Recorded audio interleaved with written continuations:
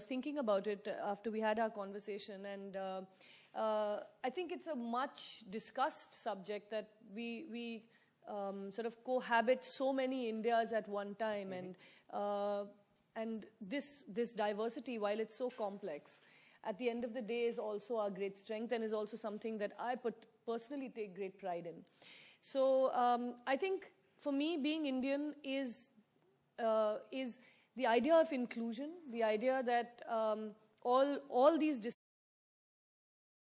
and all these points of view need to be discussed, need to be put on the table, and need to be considered before we sort of take a decision on anything. And India cannot be looked at just through, say, the economic perspective of pink papers, or just the political angle. Like he said, I have the same dilemmas when I go for elections every year, because do you vote for somebody who is doing a lot, or do you vote for somebody whose party is more your ideology? So it's a number of issues that we deal with as Indians, I think, every year and every day.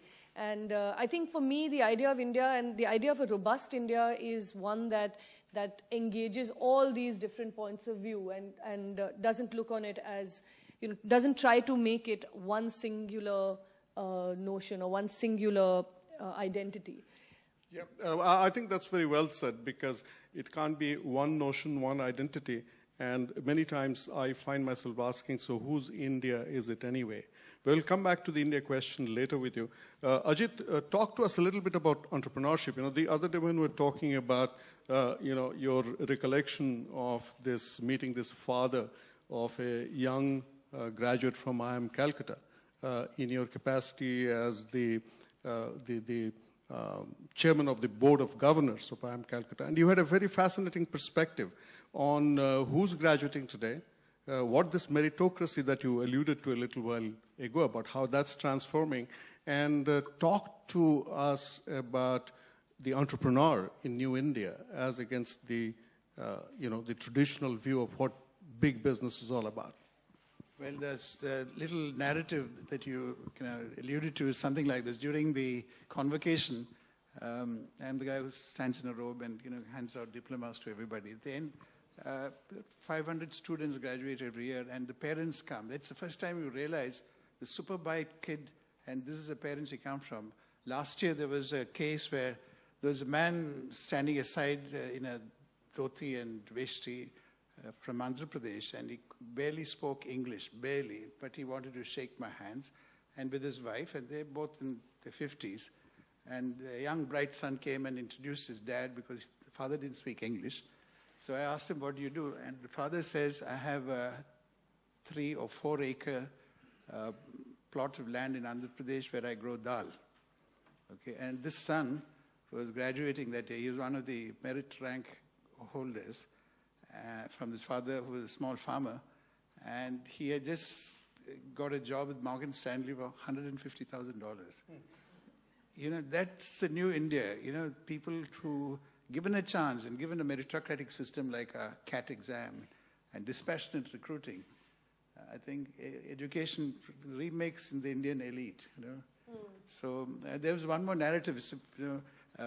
Just 2 weeks ago, I was on a late night flight, Indigo from Delhi to Bombay, and I tell my secretary, always give me a seat around 20, 21, 22, but it's, you mix up and hear things.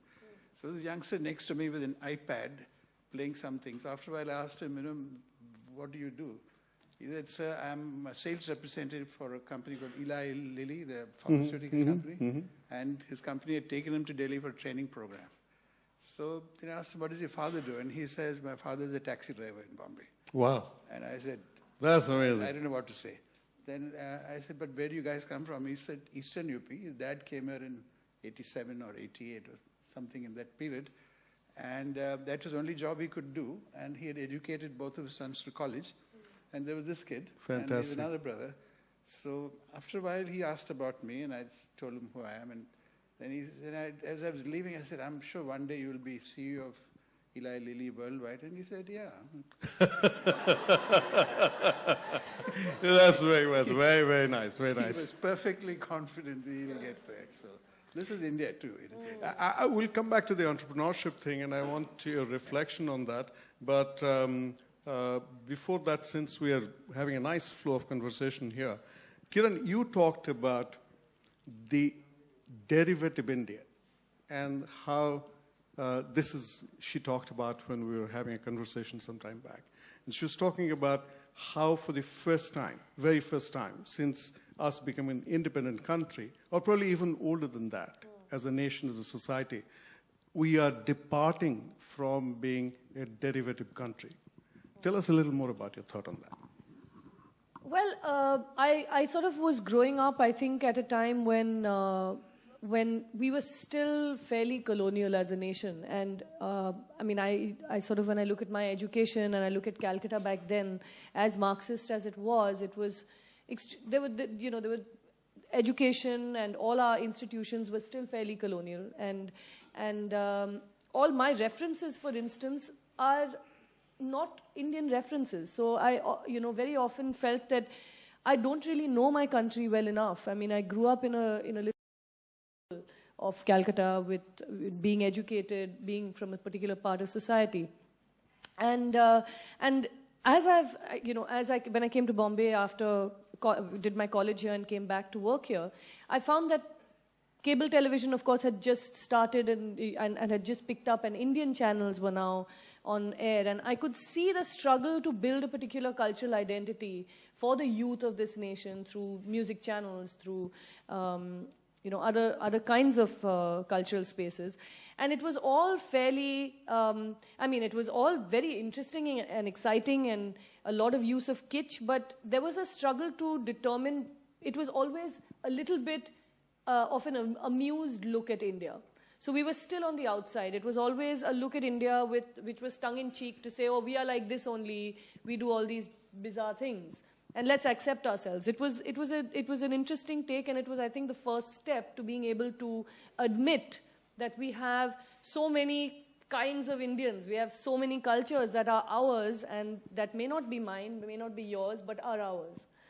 And from there, I feel we have now, in the last 10 to 15 years since I came to Mumbai and started working, I feel that we've accepted ourselves a lot more. We've come to a place where I think we are beginning to explore the idea of culture as a people who are comfortable with who we are. I think it's at least I feel it among the youth today, that there isn't so much anxiety and angst, so much about putting themselves in a space in the world, this is what they're doing everywhere else, which is what happened, when liberalization happened, people suddenly could spend money, and there was money to be had, and people could wear jeans and, your branded clothes. I think we've come now to a place where that anxiety has slowly, I feel, reduced. And so there is a space now for us to be able to create culture from a truly unique position of being Indian on this world stage, which we are. We are very clearly a country to be reckoned with, a country that the whole world is interested in, and a country that has an enormous legacy that sometimes becomes a big burden, but is actually greatly informs us as a cultural, as a cultural nation. So now I think we are in a position, and I think we are, as youth today, I see it in the youth today, defining an identity that is contemporary, that is robust and contemporary in the world. And I think that's the most exciting thing about, I'm not saying that we are already producing cultural artifacts or producing, wonderful things that are going to be of great significance. But this is the beginning. I think the beginning is to be able to situate yourself, to be able to feel that you belong in a place that is truly yours. So it's okay to be me. It's okay to be me. Okay, great. On that point, I'm sure there's a restlessness brewing in the minds of the audience. We will take a couple of questions from the audience, and you can raise the question.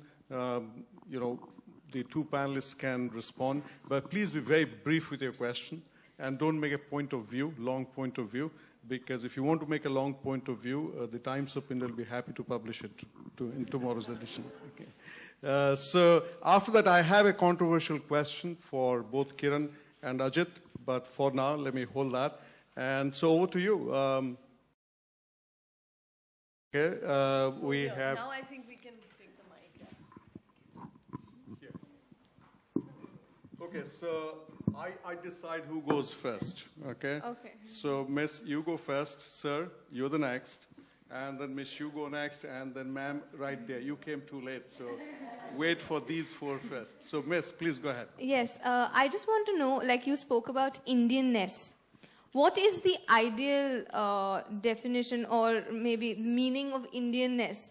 As we've been influenced over the years by a lot of exterior countries. So what is Indianness according to both of you?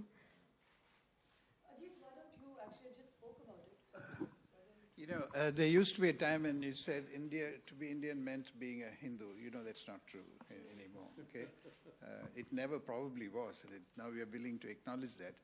And at some stage, it meant whether you're fair-skinned or dark-skinned. I mean, who's an African, you segregate.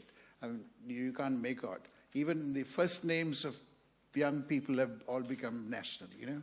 Ajit and Kiran could be from any part of the world, any part of India. So I think what is emerging in my head is an Indian is a person who can tolerate wide varieties of opinions, some contradictory with each other inside his head. I compare this to my friends in France or even Americans. They don't seem to be able to hold all that in their head at all times. Secondly, being Indian means learning to live with people different from you. Because that is a fact. When you go through school and college and neighbors, you have a wide variety. India is not as segregated a country as even America can be. If you live there for a while, you see how it partitions off people by real estate prices. So I